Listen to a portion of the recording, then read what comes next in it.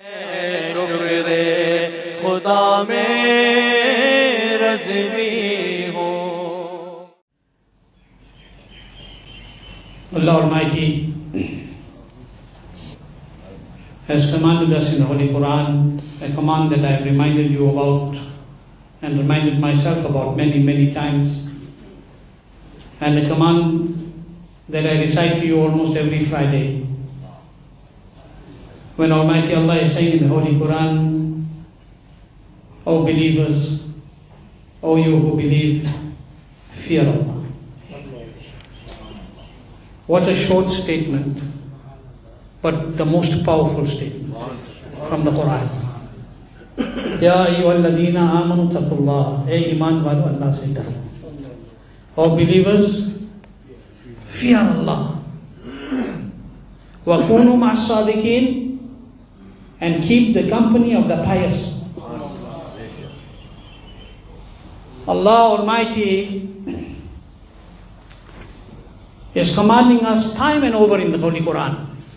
In numerous places in the Holy Quran you will see that Almighty Allah is reminding us, fear Allah, keep the fear of Allah, put within you the fear of Allah. The gist of numerous places in the Holy Quran where we're being reminded about fearing Allah and inculcating taqwa, piety. And piety in reality is khawf khuda. Taqwa in reality is to fear Allah.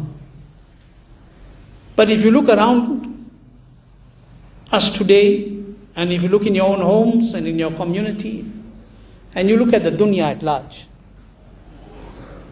how many people can you point to and say, this person fears Allah? How often can you and I look in a mirror and say, I fear Allah? As I should. See, one is saying we fear Allah. But do we fear Allah as it is our right in the court of Allah, as it is the haqq of Allah upon us, that we may fear Him? And the response to this will be frightening, even if we ask ourselves. That yes, we will all say, yes, we fear. Nobody's going to say, I don't fear Allah. Everybody says, I fear Allah. Everybody fears in his own way. But is it the fear that there should be? If there was true fear, will a man not wake up for Salatul Fajr? I'm being very simple to you. If a person truly had the fear of Allah in his heart, and if he knows that after I die, my Rabb will hold me accountable, and I will stand for hisab in the court of that Rabb who is Rahman and Rahim, and he's also Qahhar and Jabbar. I will stand in his court and answer for my entire deeds. How is it possible that after knowing this, people still won't read their salah? How is it possible that after knowing this, people still disrespect their parents? How is it after knowing this, people still intentionally disobey Allah and Allah's beloved Rasul sallallahu alaihi wasallam, when we know the outcome of this? Allah is saying, fear me. Allah is reminding you. Allah is commanding you and I that we should fear Him. But we have reached this level in our lives and this sad stage that we claim and we announce that we fear Allah, but when we look within ourselves, see, you know what they say, nobody knows what is in your closet better than you. Now it's not, we're thinking it's the closet that is inside your house. No, the closet of the heart. Nobody knows what is in your heart better than you. You claim you fear Allah, I claim I fear Allah, magar kisi ke haq maar rahe. We're taking the haq of somebody else. Speaking to your mother like you are speaking to some jahil on the street.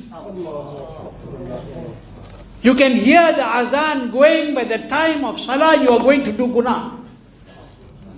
And we still say we fear Allah. What is the reason for this? Why have we become like this? Why have we become so unconscious and so, in inverted commas, fearless? It's because we know that we will have to answer before our Rabb, but we have not been conscious of this reality in our lives. We do not keep it in front of our eyes all the time. Look at the companions of the beloved Rasul sallallahu alaihi wasallam. One simple example, I'm going to give you one simple example when we're talking about the fear of Allah here. I've just started off with this. One simple example. We say Allah is commanding us to fear Him, and we say we fear Him. But have you stood and looked within yourself when you're in Salah? Have you looked at how people read Salah today? When you say you fear Allah, when you stand up and you say Allahu Akbar, at that moment you are standing before your Rabb. What should your condition be? No, my hairstyle is more important. And to set my hair. I want to make sure this is, even in Salah. Whereas at that time you are in the court of your Rabb. You are communicating in the court of your Rabb. You are standing as a slave in the court of Allah. How should you stand? People nowadays read namaz like this. Sleeves are up. Buttons are all open. You are standing in front of your Rabb who is judging you.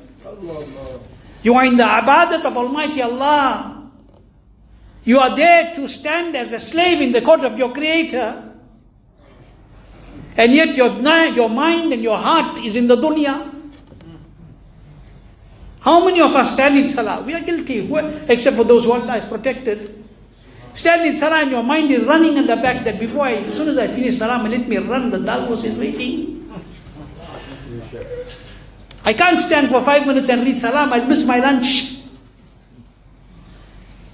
Yes, if you need to get somewhere, you need to get somewhere. But if you have time, instead of standing and making gupshup in the yard, stand and send salam upon your Nabi sallallahu alaihi wasallam. Because every breath that you breathe is the sadaqah of Nabi sallallahu alaihi wasallam. Everything that you eat is the sadaqah of Nabi sallallahu alaihi wasallam. You're standing, you be able to stand. Yes, Allah has given you all this taqat. But you and I being able to stand on these two legs, this is the sadaqah of Rasulullah sallallahu alaihi wasallam. Us being able to walk is the sadaqah of Rasulullah sallallahu alaihi wasallam. Do you know the sad part is, I'm going to divert it, but for you to understand and to make myself also remember. Have you ever thought about something? I want you to think about something today. I'm thinking. And I want you to think from the depth of your heart. People give each other challenges today. Today there's these foolish shaitani challenges. Somebody challenged on social media something, people want to jump off a building. Somebody challenged, you want to throw something onto somebody. Somebody challenged, they call this a challenge. This is not a challenge. But we need to challenge ourselves. Challenge ourselves, and today I'm giving you a challenge. Challenge yourself and ask your heart, yourself this question. This is a challenge. Ask yourself this question. I ask myself. When last did I sit down and think how much my Nabi loves me? I'm not talking about how much you love Nabi sallallahu alaihi wasallam and how much I. That is a discussion by itself. When last did you sit and think about how much your Nabi loves you? None in the creation loves you and I more than Rasulullah sallallahu alaihi wasallam. Yet, we can't find time when somebody takes 5 minutes more of your time that is spent for the pleasure of Allah, there is a complaint. But when there are hours spent sitting in front of the television box and you forget you have to wake up for Fajr Salah the next morning, then there's no complaint. Your nafs does not complain. Your lower self does not complain. But when it comes to the dhikr and the ibadat of Almighty Allah and the love of Rasulullah sallallahu alaihi wasallam, your lower self starts complaining. Because you know why? The lower self has become lower. How much does our Nabi sallallahu alaihi wasallam love us? Think about it. If you fear Allah, you will think about these things. Nabi Kareem sallallahu alaihi wasallam loves us so dearly. Allahu Akbar. Ala Hazrat Imam Ahl Sunnat Shah Imam Muhammad Raza Khan Fazl Barelvi radiallahu anhu, whose Urs Saraba Quds is in this month, the Imam of the Ahl Sunnat wal Jama'at, If it was not for him, you would not be standing after Jummah and making Salatul Salam today. You will not be putting flowers on the graves of your parents today. You will not be standing with adab in front of the mazarat of the awliya today. Today you are doing this. This is the barakat of Ala Hazrat Azimul Barakat. Radiallahu anhu. Ala Hazrat Azimul Barakat, what did he say? Just now you heard Abdul Karim reading, Hafiz Abdul Karim. What he read? Ghamzado ko raza. Ghamzado ko raza mujda dijiye ke hai. Bekason ka sahara hamara Nabi. Bekason ka sahara hamara Nabi. Ala Hazrat Azimul Barakat says, give glad tidings, O Raza, to those grieving in misery. Give glad tidings, O Raza, to those grieving in misery. The hope of the destitute and the lonely is our Nabi. When there's nobody with you, Rasul Pak is there for you. When everybody forgets you, Rasul Pak is there for you. When your own wife and your children and your workers and your friends and your family ignore you, Rasulullah is there for you. More than your mother can ever be merciful upon you, Rasul Pak's rahmat is upon you. Because why? His rahmat is the tajalli of the brahmat of his creator, Allah Almighty. His rahmatul lil alameen.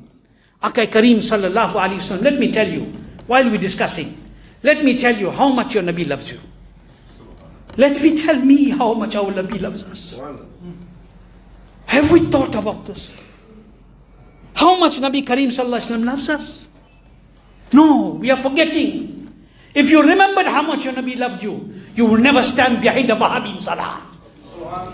If you remember how much your Nabi loves you, you will not make somebody like Fuzail your leader. If you know how much your Nabi loves you, you will not run behind Rafiq.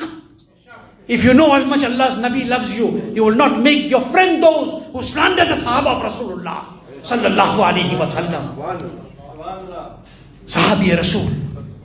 Hazrat Sayyidina Abdullah ibn Abbas radiyallahu ta'ala anhuma reports that the intercessor of the sinners, Shafi'ul Mudhnibin, Muhammadur Rasulullah sallallahu alayhi wa sallam says, Allahu Akbar. Listen to what your Nabi says. Listen to what our Nabi says. Hazrat Sayyidina Abdullah ibn Abbas radiallahu anhuma says that the intercessor of the sinners, the beloved Rasul sallallahu alaihi wasallam said that on the day of reckoning, on the day of Qiyamah, on the day of Hisab, in other words, the day when all of us are going to stand and give Hisab and accountability in the court of our Rabb who created us and who sent us as the Ummah of Rasulullah sallallahu alaihi wasallam. On that day, Rasulullah is saying, Allah's Nabi is saying, on that day, on the day of reckoning, mimbars of gold will be laid out for the Anbiya. Allahu Akbar. Allahu Akbar. And today people say they are like you, while you are standing soaking in your sweat and perspiration. On that day, Allah will lay out mimbars of gold for the Anbiya Ikram. Mimbars of gold, pulpits of gold will be laid out on Maidan-e-Mahshar. And our beloved Nabi sallallahu alaihi wasallam says, and all the Anbiya will go and sit on that huge mimbar, that huge throne, that huge pulpit that has been built and erected for him by the command of Allah, made from gold. Each Nabi will go. And he says, my mimbar will remain empty. Allahu Akbar. Why? My throne, my mimbar will remain empty on that day.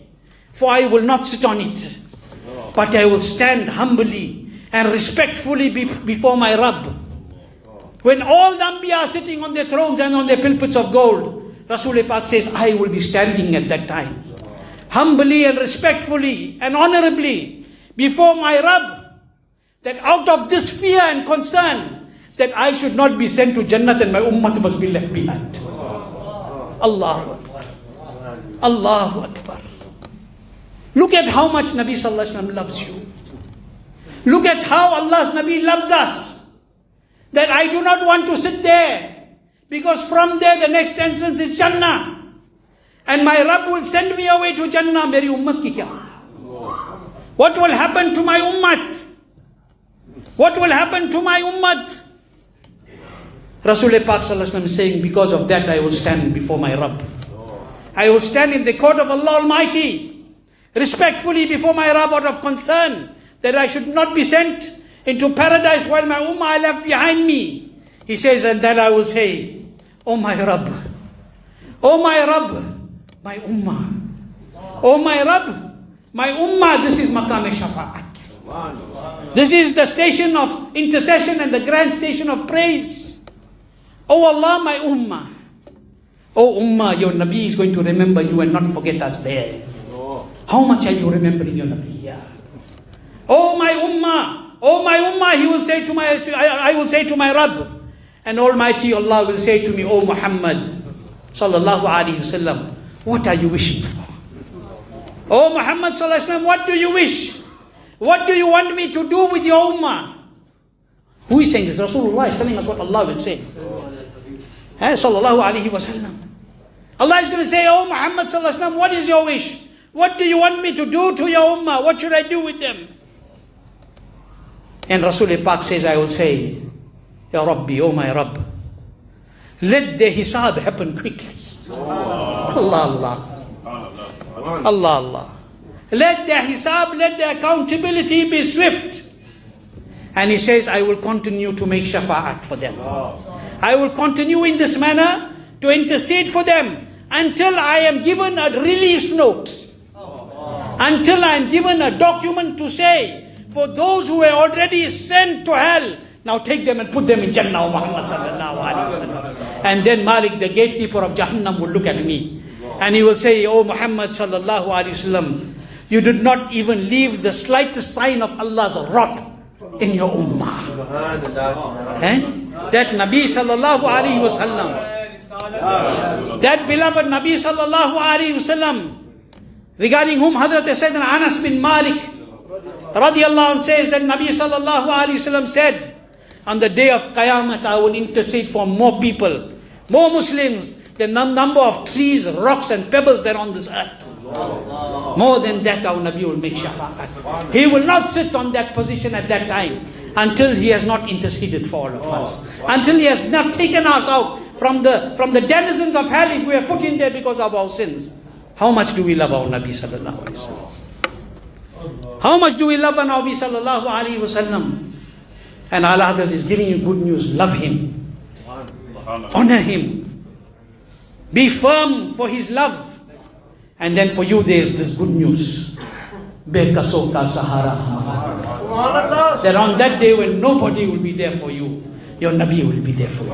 Your Nabi will take each of you and put you into Jannatul Firdaus, even if you have fallen into the denizens of hell because of your sin. Keep this in your mind. Fear Allah, you fear Allah. Remain with the pious. But the Imam and the king and the leader of the pious is Muhammadur Rasulullah sallallahu alaihi wasallam. Leave yourself at the feet of Rasulullah sallallahu alaihi wasallam. If you remain at the feet of Rasulullah sallallahu alaihi wasallam, in the akhirat you will receive a height that your heart and mind cannot imagine. It's time for us to remember. Challenge yourself in the love of Allah's Nabi sallallahu alaihi wasallam to strengthen that love. That love is going to help you in the qabr. My Imam Ala Hazrat Azimul Barakat said, he said, Lahad mein ishq rukhe shah ka daag leke chale. Lahad mein ishq rukhe shah ka daag leke chale. Andheri raat suni thi chirag leke chale. Take in your heart the spot of the love of Rasulullah sallallahu alaihi wasallam, for your dark grave will be enlightened through that noor of the love of Rasulullah sallallahu alaihi wasallam. That is your salvation. That is your salvation. That is the most important thing for you. That ishq of Rasulullah and that obedience to Rasulullah sallallahu alaihi wasallam, not associating with these bad mazhabs and these deviants, and not feeling pity for them because they are related to some family or some group. No, the yardstick, the point of measure is ishq Rasul sallallahu alaihi wasallam, is to do what Allah and His Rasul commanded.